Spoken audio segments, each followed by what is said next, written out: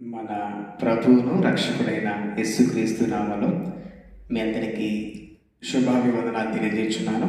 అందరూ బాగున్నారా? మరో కొద్ది కాల సంగతి యొక్క వాక్యమును ధ్యానించుకుందాం.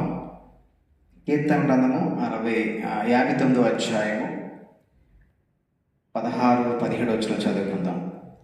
కీర్తన గ్రంథము 59వ అధ్యాయము 16-17 చదువుకుందాం.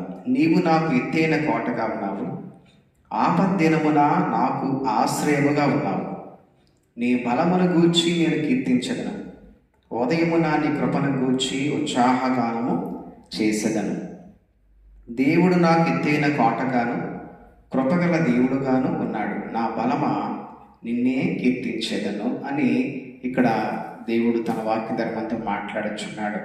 ఇక్కడ చూడండి, దావీదు ఇక్కడ మాట్లాడుతూ దావీదు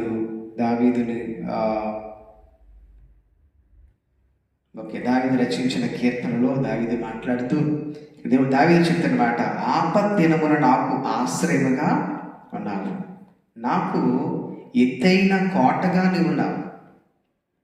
ఎత్తైన కోటగా నీవున్నావు. ఆపద వచ్చినప్పుడు నీవే నాకు ఆశ్రయము, నీవే నాకు ఆధారము. నాకు వస్తున్న శ్రమల నుంచి, నాకు వస్తున్న ఆపదల నుంచి తప్పించేవాడు నీవే అని దావీదు దేవుని యందు సంపూర్ణమైన విశ్వాసంతో ఇక్కడ మాట్లాడుతున్నాడు. దావీదుకున్న ఆ విశ్వాసం, దావీదుకున్న ఆ యొక్క హృదయానుసారమైన దేవుని పట్ల ఉన్న మనస్సు దావీదుని దేవునికి ఇష్టడిగా మార్చేసింది. దావీదుని దేవుని హృదయానుసారంగా మార్చేసింది. దావీదుని ఒక గొప్పవాణ్ణి చేసింది. దావీదుని ఎక్కడో గొర్రెలు కాపలుకున్న దావీదు తీసుకొచ్చి యెరూషలేము ప్రాంతంలో దేవుడు నిలబెట్టే విధంగా చేసిందంటే కేవలం దావీదుకున్న ఆ విశ్వాసము, దావీదుకున్న ఆ నిరీక్షణ. ఇక్కడ దావీదు మాట్లాడుతున్నాడు, నీవు నాకు ఎత్తైన కోటగా ఉన్నావు, ఆపద్దినమున నీవు నాకు ఆశ్రయంగా ఉన్నావు. ఆపద వచ్చినప్పుడు నాకు ఎవరూ ఆశ్రయం లేదు ప్రభువా, నీవే నాకు ఆశ్రయము, నీవే నాకు ఆధారము, నీవే నాకున్న బలము.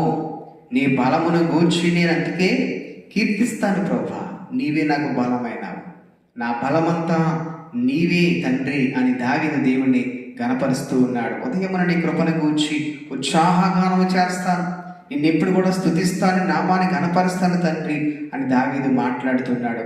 ఇగో చూడండి, కృపగల దేవుడుగా ఉన్నావు నీవు, కాబట్టి నా బలమా నిన్నే నేను కీర్తించదనని దావీదు మాట్లాడుతున్నాడు. కాబట్టి దేవుడే మనకున్న బలము, దేవుడే మనకున్న ఆధారము, దేవుడే మనకున్న ఆశ్రయము. ఆపద వచ్చినప్పుడు ఆయనే మనకు ఆధారం.